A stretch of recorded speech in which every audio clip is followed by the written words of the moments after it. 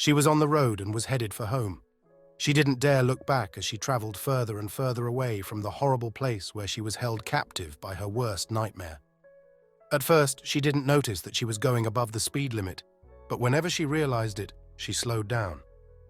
She hoped that her worst nightmare was still occupied, and she would have enough time to get as far away from him as possible before he discovered that she was missing. She just wanted the horrible experience to come to an end. As she drove on, she started to think about the young man who had set her free. She was thankful that he came along and rescued her, but at the same time, she was sorrowful. She regretted not trusting him when he truly was there to help her. Judging him harshly as she did was a mistake that she wished that she could have taken back.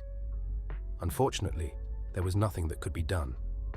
She was miles away from him, and he made it clear that he did not want her to come back. As she continued to think about him and the things that he said, her concern for him grew. A huge part of her wanted to go back for him, even though he refused to go with her. Furthermore, he didn't even want her to look back as she left the horrible place behind.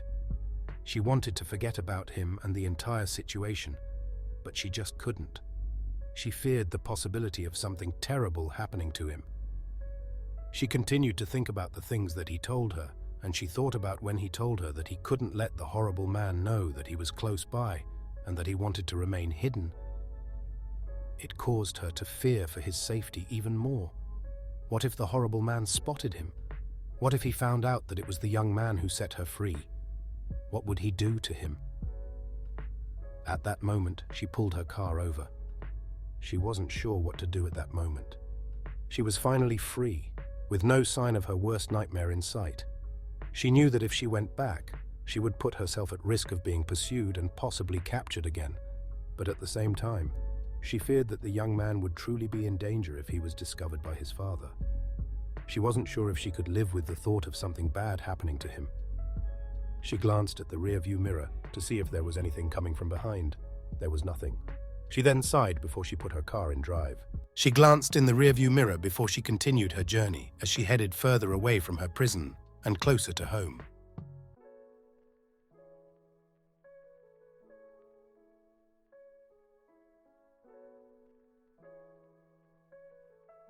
She continued on her journey as she headed to her home. As she drove, she tried to forget about the young man, but she couldn't. The further she traveled, the more she thought about him. At that point, she knew that she had to do the right thing, and what she felt was right was turning around and going back, even though he told her not to. She knew that she would not be able to live with herself if something happened to him, and she did nothing to stop it. With that, she found a place to turn around, and then she headed back to where the young man was last seen. She didn't particularly like the idea of going back, especially knowing that she was putting herself at risk of being captured by her worst nightmare. At the very least, she wanted to know for certain that the young man was all right and no harm had come to him. As she drove on, she thought about the disguise that he had worn to keep his identity hidden. The thought of it gave her an idea that she hoped would keep her from getting caught. When she arrived in the nearest town, she made a stop at a shop where she picked up several things that she would use to disguise herself. After purchasing what she needed, she stopped somewhere to change into her disguise. Then she continued her quest to find the young man so she could make sure that he was all right.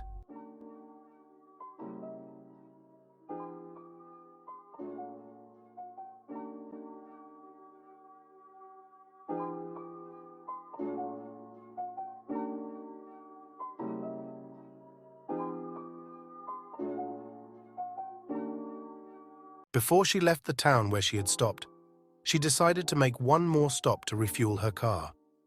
She wanted to make sure she was prepared to continue her journey, and she didn't want to make any more stops after that unless she absolutely had to. She came to a filling station and she pulled her car in at one of the pumps, and then she got out of the car. At that very moment, she experienced a feeling like she was being watched. As she glanced around, she spotted the person who was observing her closely. It was him, the young man, and she could tell that he knew that something was going on. He glanced around before he made his way over to where she was. At first he didn't say anything as he studied her face. She wasn't sure whether she should say anything. The young man grabbed the nozzle and started to refuel the car. "I know who you are," the young man said. She gasped as she looked into his eyes. "What are you doing here?" the young man asked. "I'm refueling my car," she said. "No, you know what I mean. Why are you here?" the young man asked. "Isn't it obvious?" she said. "I know that you turned back. I want to know why," the young man said. "I was coming back for you." "I wasn't expecting to see you here," she said. "Why?" the young man asked. "Because I was worried about you," she said. "But I told you to never come back, did I not?" the young man said. "Yes, you did," she said. "Why didn't you listen to me?" the young man asked. "I couldn't just leave you," she said. "I told you not to worry about me," the young man said. "I'm sorry, but I couldn't do what you told me to do," she said. "You made a mistake by coming back here," the young man said. "But I'm not even at the place where I had last seen you. Neither of us are. We're miles away from that place, which makes me wonder what it is that you're doing," she said. The young man sighed before he responded. "I was looking for you," he said. "Why?" she asked. The young man said nothing as he removed the nozzle. "Why won't you answer me?" she asked. "Because I just realized that we've just wasted time by refueling your car," the young man said. "What do you mean?" "My car needed fuel," she said. "But you don't understand. You're going to have to leave your car behind." The young man said. "What? Why would I do that?" she asked. "Because he's looking for you. That's the reason that I'm here. I was hoping to find you before he did." The young man said. "What?" she said. "It's true, and he knows your car. The moment he spots it, he'll follow you, and he won't stop. This is why I told you to never come back. Unfortunately, I get the feeling that he will not let you go. He will pursue you, just as he did before." The young man said. "So, now what?" she asked. "We must leave this place. I'll pay for your fuel, but you're going to have to leave your car behind. We must stick together, and we have to go to where he will not find us." The young man said. "We could go to my home," she said. "Does he know where you live?" the young man asked. "No, I don't think so," she said. "Are you sure?" the young man asked. She said nothing to him as she looked at him nervously. "You have to be sure. If he knows where you live, he will come to your house," the young man said. "No," she said. "We may have to go somewhere else," the young man said. "What about my brother? Maybe he could help us," she said. "Do you really want to get him involved? Doing so would most likely put him in danger, and I wouldn't advise it. The less who are involved, the better," the young man said. "It was just a suggestion," she said. "I realize that, but I suggest that no one else gets involved. I don't want to risk putting anyone else in danger. If what I've been hearing is true, and I suspect that it is, otherwise we wouldn't be in this situation, then the best thing for your brother would be to keep him out of this, because my father would have no qualms about murdering him if he felt he was getting in the way. Any more, I'd have to wonder whether he would kill me in order to get to you," the young man said. "Would he?" she asked. "I'm not certain. That's the reason I want to do everything in my power to keep you safe. And I don't want anyone else to get mixed up in this. I have to put a stop to whatever it is he's been doing," the young man said. After paying for the fuel and getting some coffee, she and the young man were about to leave the filling station together. She decided to leave her car behind, just as he told her to, even though she wasn't altogether thrilled with the idea of leaving it at the filling station. The two of them got into the young man's car, and she glanced at the young man who put the key into the ignition and started the car.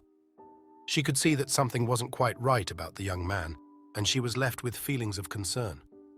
"Are you sure you'll be okay to drive?" she asked. "Yes. Why do you ask?" the young man said.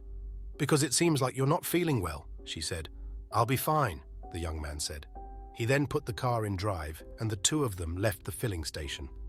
"We still need to figure out where we should go," the young man said. "We could go to my house," she said. "Are you sure it's a good idea?" the young man asked. "Why not? It was where I was heading, that is, before I decided to turn back," she said. "I realize that, but as I told you, he's looking for you. It wouldn't be advisable unless you know for certain that he doesn't know where you live," the young man said. "How would he know where I live?" she asked. "Has he taken anything that belongs to you, or has he seen anything with your address on it?" the young man asked. "I don't think so," she said. But you're not sure, the young man said. She didn't respond. I'm going to go out on a limb and say that he was the reason that your car wouldn't start while at the inn. What about the fact that he managed to capture you? With that being said, he could have looked through your belongings. Just because there's nothing missing, it doesn't mean he didn't see something that would have had your address on it. He could have written it down, the young man said. You're right. That could have happened. We probably shouldn't go to my house. Where should we go? She said. At the moment, I'm not certain. What I do know is that we cannot waste time. As of now, my main mission is to get you away from him and make sure you remain safe, the young man said. What about you? You'll be miles away from where you live, she said. I can promise you that he's not home, nor is he at the pizzeria. He is out looking for you, and he will not stop until he finds you. That's why it's imperative that we're careful. There is no second guessing. Doing so could be critical, and one slip-up could put us both in danger, the young man said. Why can't we just have him arrested? She asked. Because as of now we have no proof, the young man said. This is terrible. I was hoping that this nightmare would be over. Maybe we should go to my house and I could contact my brother so he can help us, she said. Out of the question. I don't want to get anyone else involved, the young man said. But we can't continually be on the run, she said. No, but for now, I have to make sure that he doesn't find you. As of now, he still doesn't know where I am, nor does he know that I was the one who set you free. I made sure he would never find out.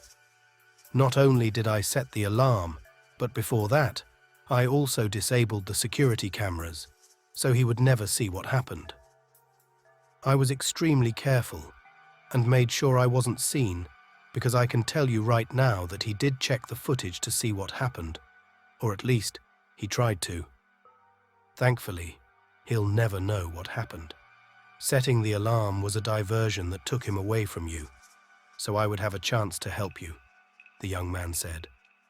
But wouldn't the cameras detect you before they were disabled? She asked. No, because I kept my face hidden. I also wore gloves, so no fingerprints would be left, the young man said. Wow, you really thought of everything, didn't you? She said. As I told you, there is no room for slip-ups. One wrong move could cost us, the young man said. Well, in that case, I suppose I should leave everything up to you since you seem to know what you're doing. I'm trusting you to keep me safe, she said. I will do everything in my power to make sure you remain free from him. I'll do whatever it takes to make sure he never takes you again, the young man said.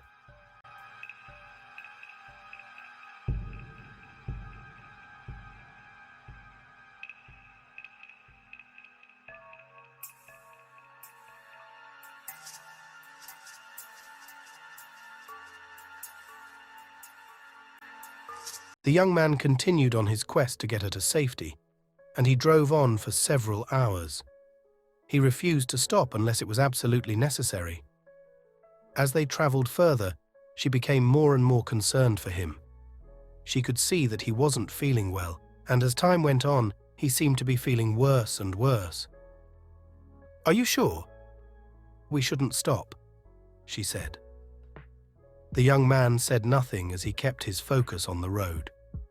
It was obvious that he had no intention of stopping, at least not for a while. He continued to travel for the entire day. It wasn't until late the following night when he decided to make a stop. What are you doing? Why are we stopping here? She asked. Because I arranged for us to stay here. It'll be all right. I know what I am doing. We should be fine, at least for now, the young man said. He parked the car where it would be hidden. Then he wasted no time as he got out of the car. Then she got out of the car, and the two of them made their way to a small cabin. He took the key and unlocked the door before the two of them went inside. Seeing that his face was flushed, she approached him, and then she gently touched the side of his face before she touched his forehead. You're burning up, she said. "I'll be all right," the young man said. She took hold of his hand, and then she took him to one of the rooms. He said nothing to her as he looked at her for a moment, and then he sat down on the bed. She left the room to get him a drink of water. Then she left the room again. She came back shortly afterward with a cool washcloth. When she approached the bed where the young man was, she sat down, and then she put the washcloth on his forehead. "I'm worried about you. Maybe we should get help," she said. "No," the young man said. "Why not?" she asked. "Because if you do that, there's a good chance of him finding both of us," the young man said. "But you're not well," she said. "I'll be all right. I think you should try to get some rest," the young man said. She took hold of his hand as she looked into his eyes with an expression of concern on her face. "Please, don't worry. I'll be all right," the young man said. "I'm so sorry for giving you such a difficult time. I just want you to get better," she said. "I'll be fine. I think that we both need some rest," the young man said. "Do you need anything?" she asked.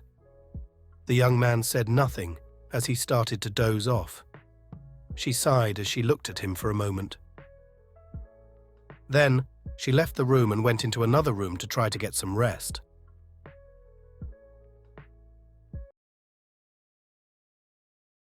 Even though it was late in the night, she found it difficult to rest. All she could think about was the young man, and she worried about whether he was all right. She quietly left the bedroom and went into the room where he was because she wanted to see how he was doing. When she approached the bed, she looked at him for a moment as he slept. She was hesitant at first for the fear of waking him, but then she gently touched the side of his face and his forehead. He was still feverish, so she took another washcloth and ran it under some cold water, and then she took it into the room and put it on the young man's forehead. Then she quietly left the room. She went back into the room where she was staying and sat down on the bed. It wasn't long after that when she noticed the young man standing at the doorway of the room. "What are you doing?" he asked. She didn't respond. "Why aren't you asleep? Are you trying to run away again?" the young man asked. "No," she said. "Then why are you still awake?" the young man asked. "Because I can't sleep," she said. "Why not?" the young man asked. "I'm worried about you," she said. Before he had a chance to say anything, she continued to speak. "Maybe it would help if you were here with me," she said. "What do you mean? I am here with you," the young man said. "No, I mean with me, as in you in the room with me," she said. The young man said nothing as he looked at her nervously. "If you were with me, at least I would know if you're all right," she said. "I'm not so sure if it's such a good idea," the young man said. Then he sighed before he entered the room. She could see that he was nervous. When he approached the bed, he stood there for a moment with a nervous expression on his face. Then he sat down beside her. She reached up and touched the side of his face as she looked into his eyes. She sat up, and then she took him in her arms.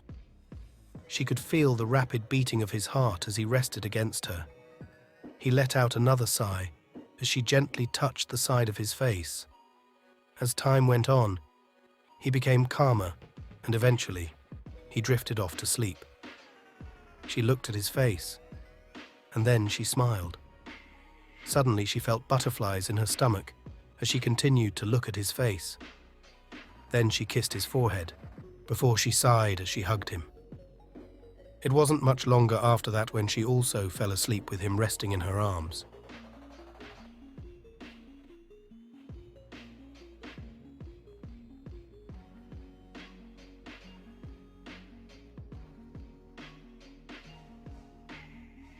The following morning, the young man seemed to be feeling better. He didn't seem to have anything to say when he woke up. He quietly left the room and it wasn't long after that when she also came out of the room. The young man remained silent as he glanced at her.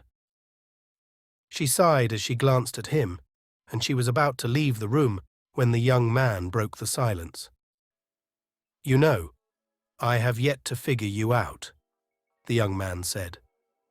She turned and looked at the young man who took a few steps toward her. "I thought that you were terrified of me," the young man said. She didn't respond. "Isn't that what you said?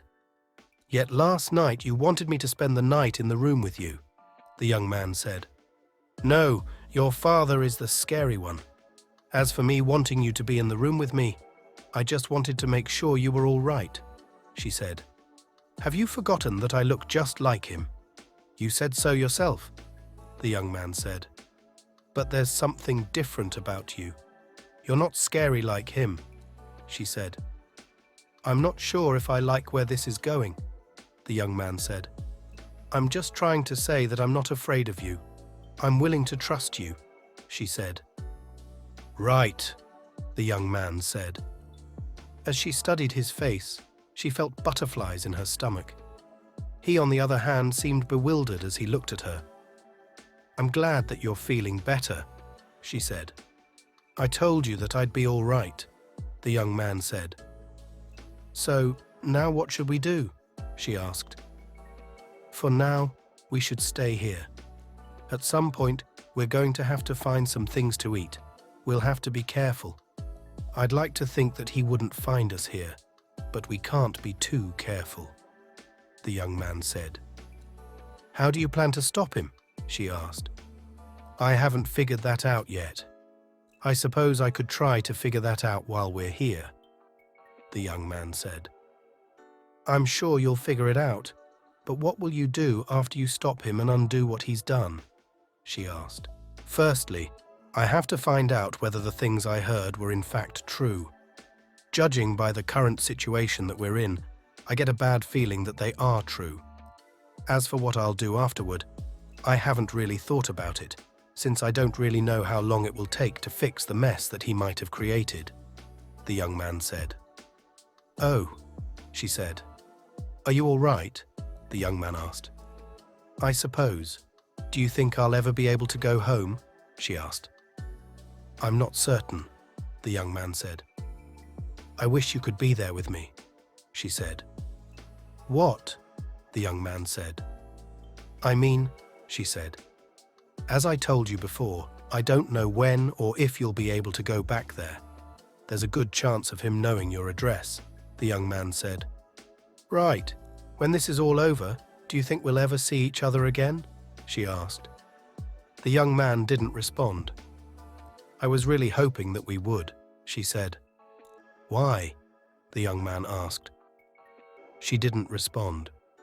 "You don't want to live the kind of life that I live, and I wouldn't want to put you or anyone else through this.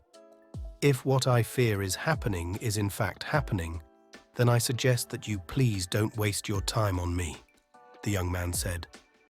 He was about to walk away. "I can't help how I feel," she said. He stopped, and then he just stood there quietly for a moment before he turned and looked at her. "I never meant for it to happen, but I think that I'm falling in love with you," she said. "We barely know each other. We haven't even spent much time together," the young man said. "I realize that, but I've never felt this way before," she said. "Please don't do this," the young man said. "Ever since the day you set me free, I couldn't stop thinking about you. At first, I thought it was only because I was worried about you, but now I realize that it wasn't just because of that. I want to be wherever you go. I want you to be with me. If I ever go home, I want you to be there with me. If we have to go somewhere else, I don't care. As long as I'm with you," she said. "I'm telling you that no good will come of it. There is no future in it for either of us, and I can guarantee that one of us would end up alone with a broken heart," the young man said. "How do you know that?" she asked. "Because he'll never leave it alone. He'll do everything possible to destroy it," the young man said. "Destroy what?" she asked. Anything that could be between us, the young man said. Why? She asked. He'll do anything and everything to make me miserable. He always has, and that will never change. The young man said. What has he done to you? She asked. I don't even know where to begin, and I'm not sure if I'm comfortable enough talking about it. You have no idea how painful it is for me, knowing that I will never be able to live a normal life. Ever. Also, I'm no good for you. I'm not what you think I am, so I think that it's best if you just forget about me, the young man said. He then left the room and went to the bedroom to be alone.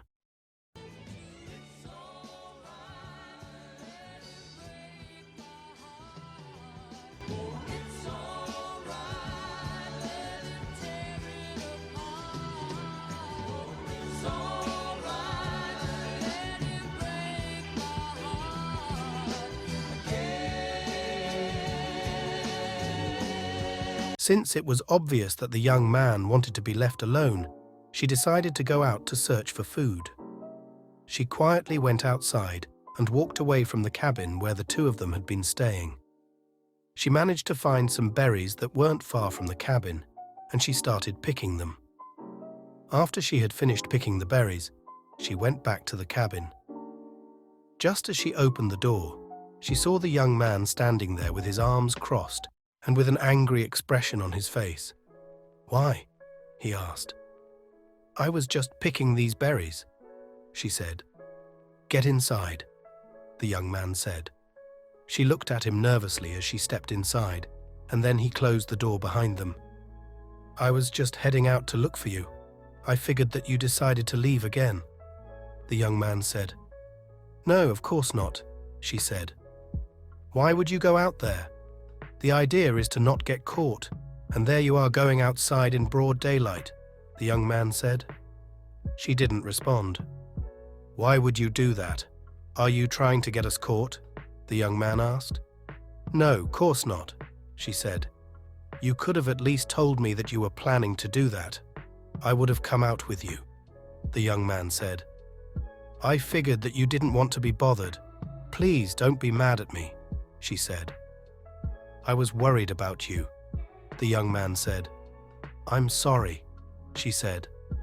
Please don't do it again, and try to understand that I'm not trying to be controlling or mean. I'm just trying to protect you. What if he would have been out there? He could have been. He would have seen you, the young man said. I'm sorry, she said. Please, try not to be so careless. Believe it or not, I do care. And I don't want anything to happen to you, the young man said. Then he sighed as he left the room.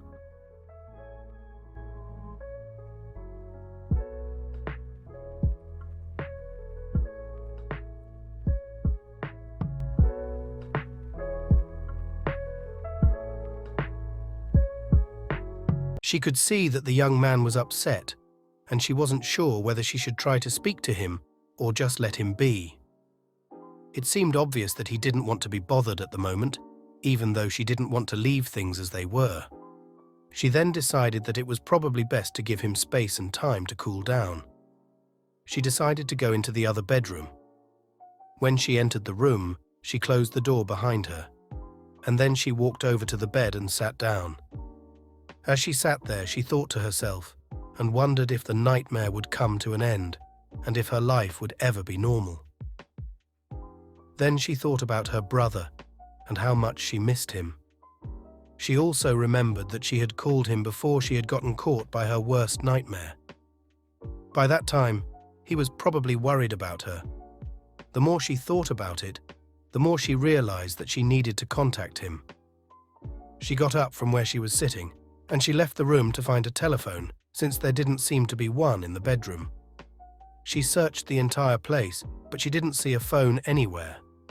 The only place she didn't check was the room where the young man was. She wasn't sure whether it was a good idea to bother him, since he seemed to be upset, even though she wanted to contact her brother. She sighed nervously before she decided to see if there was a phone in the room. She made her way to the room. The door was open, so she looked inside. There was no phone in the room, and the young man was on the bed. He had fallen asleep. She was about to walk away, but then she glanced at the young man. She was hesitant for a moment, but then she decided to go into the room.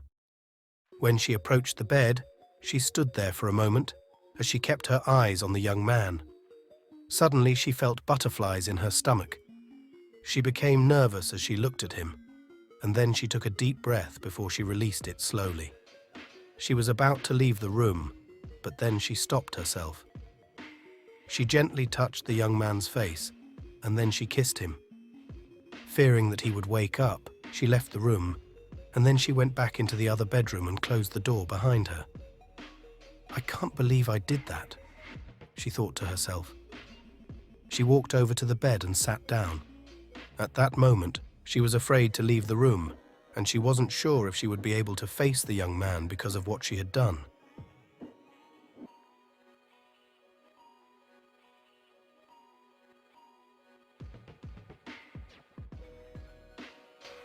A few hours had passed, and she was still not ready to leave the room.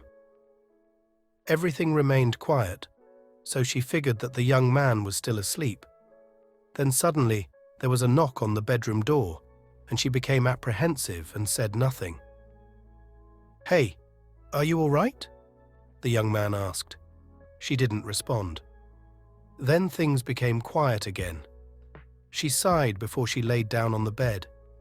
She didn't notice that the young man had opened the door and stepped into the room. She closed her eyes for a moment, and when she opened them back up, she found him standing right at the bedside. "Oh, I didn't hear you come in," she said. "I apologize.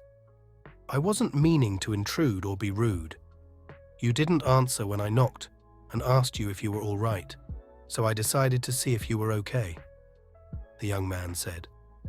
"Yes, I'm fine," she said. "Are you sure?" the young man asked. She just nodded. The young man sighed, and then he was about to leave the room, but then he stopped, and then he turned and looked at her. "There's something that I need to say to you," the young man said. At that moment, tension rose inside her because she thought for sure that he was about to confront her about the kiss. "I want to apologize to you for the way I acted earlier," the young man said. "It's not necessary," she said. "Yes, it is. I'm sorry," the young man said. "It's fine. All is forgiven," she said. The young man was about to leave the room. She let out a sigh of relief because she thought for sure that he would confront her about what she did, but he didn't. When he approached the doorway, he stopped, and then he looked at her for a moment. He was about to leave the room, but then he turned around and made his way back to the bed. The two of them looked at one another nervously. "Is everything all right?" she asked. The young man didn't respond. He stood there quietly for a moment as he kept his eyes on her, and then he sat down on the bed beside her. "Look, I think there's something that we need to talk about, and I have a feeling that you know what it's about," the young man said. "Yes, I think so," she said. "I know what you did. The thing is, we've already been through this. I already told you that it's not a good idea," the young man said. "What if I don't see it the way you see it?" she said. "Listen to me. I'm not a good person. I don't deserve to be loved," the young man said. "You can't be that bad. You're helping me," she said. "You don't understand," the young man said. His eyes filled with tears as he looked into her eyes. "I keep trying to fix things, but I just can't. I can never fix what I messed up," the young man said. "What happened?" she asked. "I can't talk about it," the young man said. "Whatever it is, we can figure it out," she said. "No, we can't, and I don't think that you should get attached to me, but unfortunately, I know that you have," the young man said. "What about you?" she asked. The young man didn't respond. "I get the impression that you want to punish yourself," she said. You don't want to get mixed up with me. I'm a broken human being, and it would probably be a life of misery for you, the young man said. No, to be without you would be misery, she said. Then she took hold of his hand as she looked into his eyes. Whatever it is that you are dealing with, you don't have to face it alone. We can face it together, she said. At that moment, the young man broke down and cried, and she hugged him tightly. I don't know why you insist on being with me. He'll either destroy you or make you miserable, the young man said. Then maybe it's time for you to break all ties with him, she said. It's not that easy. He's relentless and he won't stop. I don't know what's wrong with him or why he's doing the things he's doing. Perhaps it was all the things that happened in the past. I don't know, but most of my life has been miserable, the young man said. It's all the more reason to get away from him, she said. No, it's all the more reason to stop him. I don't want him to torment anyone else. Even before I messed up, he treated me badly. He'd blame me for everything, even if it wasn't my fault. He also used to lock me in my room, and he isolated me from the rest of the family. I lived the life of a prisoner, and I don't understand why. So many times, I asked what I had done wrong, but he never had an answer, the young man said. I'm sorry, she said. I don't want you to live the kind of life that I've lived. What if I end up like him? The young man said. I don't think that you will.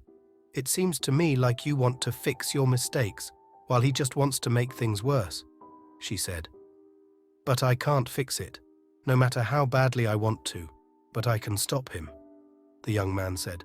I don't want you to do it alone. He's dangerous, she said. Which is why I don't want you near him. I fear that he might kill you, the young man said.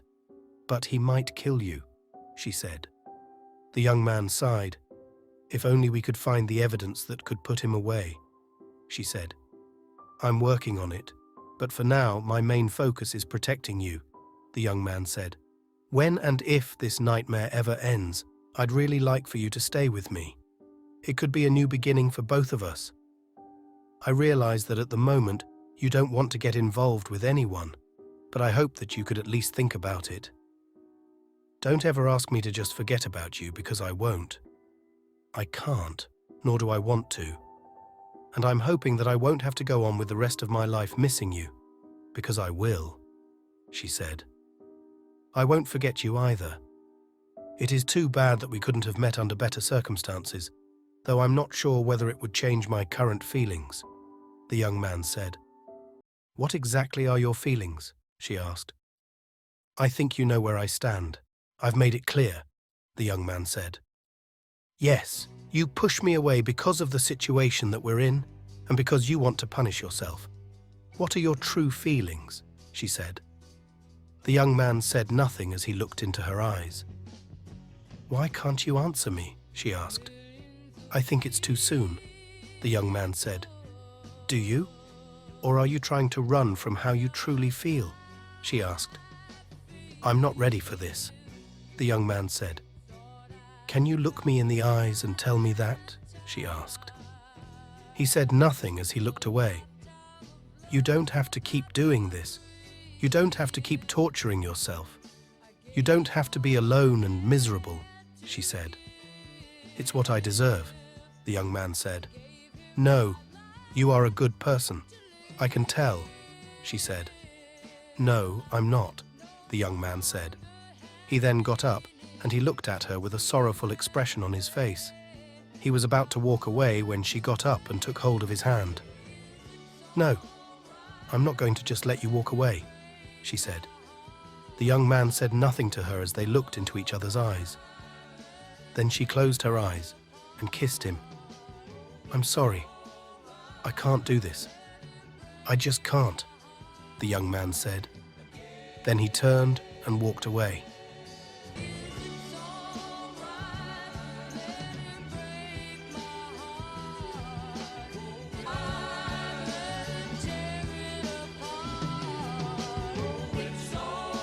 The young man kept to himself for most of the day. The only time she saw him was briefly when they had a bite or two to eat. He remained silent the entire time, and then he would go back to the room where he had been staying. As for her, she regretted everything that happened that day, and she went to the room where she was staying. It was obvious that he was pushing her away, and as much as she hated it, she realized that it was best to try to move on, even though she knew that she would never be able to forget him. She wished more than ever that she could contact her brother because she just wanted the entire nightmare to end. She sighed as she laid down on the bed. She closed her eyes, and it wasn't long after that when the bedroom door opened. The young man quietly made his way into the room, and he walked over to the bed. When he approached it, he looked at her for a moment. His heart raced, and he trembled as he kept his eyes on her. Then he closed his eyes as he gave her a kiss. Tension rose inside of him when he opened his eyes and noticed she was looking right at him. He was about to walk away when she took him by the hand. The young man sat down, and then the two of them looked at one another before they kissed. Then they hugged each other tightly. Then the young man was about to get up. "Please, stay with me," she said. The young man said nothing to her as he looked into her eyes for a moment, and then he laid down beside her. She was glad that he came into the room, even though she could see that he was still tense.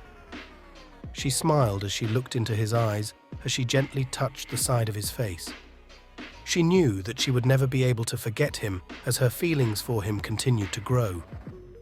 She hoped that she would never have to move on because she knew, without a doubt, that she wanted him to be a part of her life.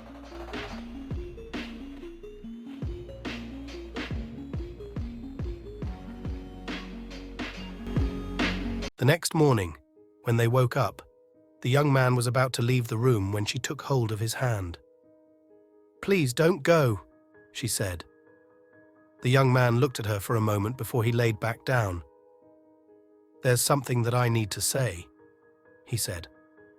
"What is it?" she asked.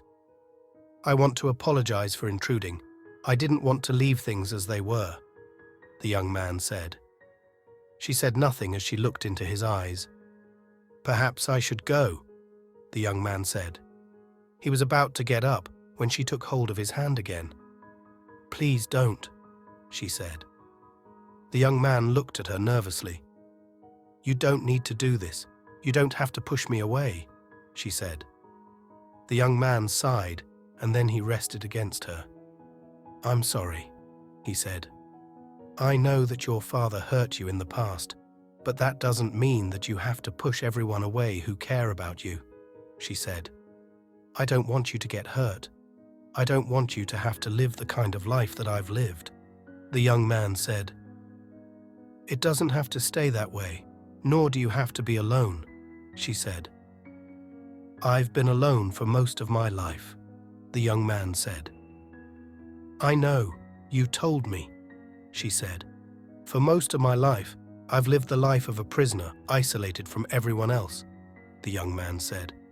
"It's sad," she said. "It's true," the young man said. "Why would he do that to you?" she asked. "I don't know," the young man said. "That's terrible," she said. "As I told you, he used to blame me for everything that went wrong. It didn't matter what it was. He always twisted it to somehow make it seem like it was my fault," the young man said.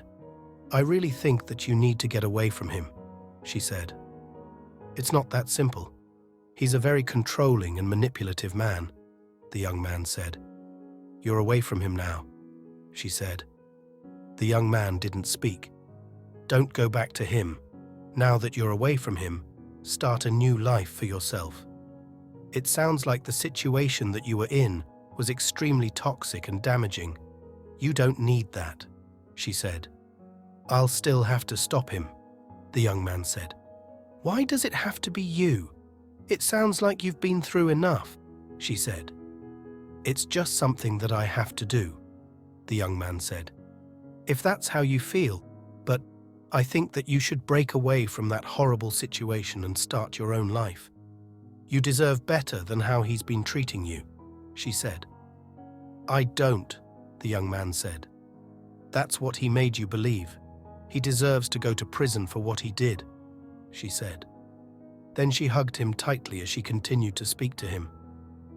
I still think that when this is over, you should stay with me. I don't care if we have to relocate as long as we're together. You'll never have to be lonely again. We can begin a new life together.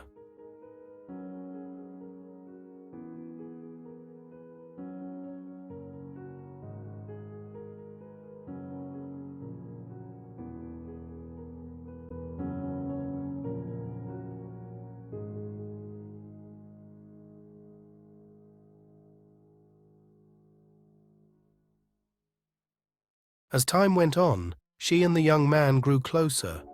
With the time that passed, he pushed her away less and less, and he became more comfortable with her. She was happier because he was no longer pushing her away. She knew that she would have to be patient with him, but it was worth it to her, and she hoped that things would work out, and they would end up spending their lives together. She knew that he was the one who she would want to spend her life with, and she hoped that would never change.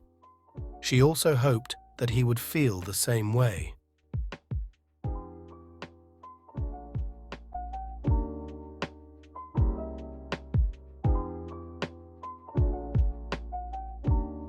It was early one morning, and the young man stepped out of the room for a moment, and she waited patiently for him to come back. Suddenly, the door opened and someone entered the room, but it wasn't the young man. She trembled as she looked at her worst nightmare who stood before her. I thought I told you not to move, the man said. No, please go away, she said. No, not until I've finished what I started, the man said. No, please don't, she said. There's nothing you can do. We're out here all alone, and there's no one here to stop me, the man said. Suddenly, the young man stepped into the room. That's where you're wrong, the young man said. The man suddenly seemed surprised and angry, and he turned and looked at the young man. I'm here, and I will stop you, the young man said. You, the man said. You will not hurt her. Let her go, the young man said. What are you going to do about it? The man said. The young man didn't respond. Look at you trying to be the hero. You put on this act like you're so innocent, but she doesn't know everything now, does she? The man said. The young man didn't respond. Does she? The man said. Father, I'm asking you to stop this, the young man said. Why? The man said. Because this isn't solving anything, the young man said. I think you should stay out of my way and let me do what I came here to do, the man said. What did you come here to do? The young man asked. The man didn't respond. The young man acted quickly and shoved his father, knocking him down to the floor. Then he rushed over to her, took her hand, and the two of them rushed out of the room. Then the two of them stopped, and the young man looked her in the eyes as he spoke to her. I want you to take the keys and get out of here. Don't look back, the young man said. He then gave her the keys. No, she said. You have to go, the young man said. What about you? She asked. The young man said nothing. No, I'm not leaving without you, she said. You must go. It's the only way. This is your chance to be free. This time, do as I say. Leave this place and don't look back. Never once think about coming back for me, the young man said. I don't want to leave without you, she said. It has to be this way, the young man said. But he might kill you, she said. If you don't leave, then he will kill you, and I don't want that to happen. Now please go, the young man said. She turned, and she was about to leave, but then she stopped for a moment. She turned and looked at him with tear-filled eyes, and then she gave him a kiss goodbye. She rushed outside while the young man went back into the room where his father was. His heart sank when he noticed that he was no longer there, and the window was open. "No," the young man said. He rushed outside, where he found both of them. "Father, let her go," the young man said. "No," the man said. "Please don't do this. Take me instead. Do what you will with me, but don't do anything to her. She did nothing to you," the young man said. "No," she said. "It's me that you want." "Is it not?" the young man said. "I want to finish what I started," the man said. "Leave her out of it. She did nothing to you. Please, let her go," the young man said. The man reluctantly let her go before he started to walk toward the young man. "If I didn't know any better, I would think that you have feelings for her," the man said. The young man said nothing. "Do you think you deserve her? Do you think that you deserve any kind of happiness?" the man asked. The young man didn't respond. "Did you think that you would get off that easily?" the man asked. The young man fought back tears as he remained silent. "You can masquerade as a hero all you want, son, but it changes nothing. Nothing that you'll ever do will ever undo the mess that you made. I promise that I will make you pay for what you did. I'm going to make you regret the day you were born," the man said. "I already do," the young man said. With an expression of anger on her face, she took a few steps toward the man. "Leave him alone," she said. "I suggest you stay out of this," the man said. "Please go," the young man said. "I'm not leaving without you," she said. The man glanced at her from the corner of his eye, and then he knocked his son down. "Stop it," she said. She shoved the man, and then she rushed over to the young man. "Are you all right?" she asked. Just then the man took hold of her. "You should have left while you had the chance," the man said. Then he stabbed her, and she fell down to the ground. "No," the young man said.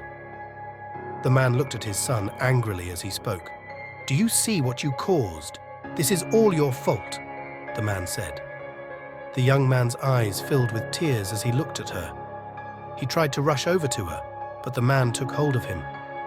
"Don't listen to him. It's not your fault. He's a monster," she said. "Oh, but it is his fault. It's all his fault. All he had to do was stay out of it and mind his own business, but he couldn't even do that," the man said. Then he looked at his son angrily. "Isn't that right, son? You can't do anything right," the man said. "Stop it! Stop yelling at him," she said. The young man broke free from his father, and then he tried to make his way over to her, but then his father took hold of him and slammed him into a tree. "What do you think you're doing, little man?" the man asked.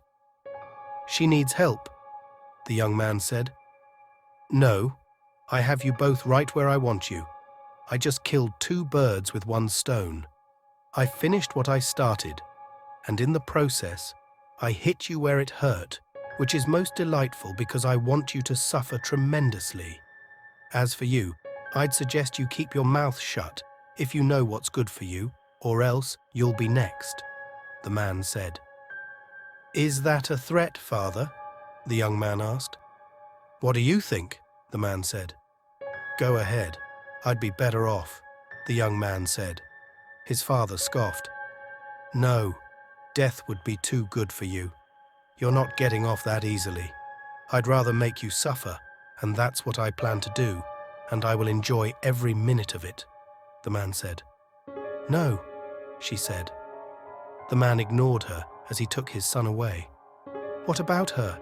You can't just leave her like that. She needs help," the young man said. The man didn't respond, and it was obvious that he did not care. The young man started to cry as he was taken further away from her. "No, no, you can't do this. You can't leave her like that. She'll die," the young man said. The man didn't respond, even as his son tried to break free from him. "Please stop," the young man said. The man didn't respond as he continued to take his son away. Then the young man broke free from his father, and he shoved him, knocking him down before he tried to get to her. But it was no use. The man got back up and knocked his son out, and then he took him away. After that, he returned to his victim, who was unresponsive at that time. He glanced around until he spotted an old hollow tree. The man took his victim and hid her in the tree. Then he glanced around one last time before he started to walk away, and he did not look back as he left his victim behind.